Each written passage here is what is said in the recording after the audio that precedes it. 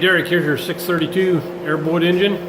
We just did a short stint there, wide open throttle, 5,000 RPM, steady state, just to make sure oil pressure stays stable, power stays stable. Give you a brief description of this combination. Got 84 cylinder heads on it. It's got a sniper manifold, do all the EFI here in house on it. Hydraulic roller, got that custom ground by Comps. It's got a Steph oil pan, done a lot of work there with Steph on developing airboat specific oil pan. We'll take it in there and show you how it runs now.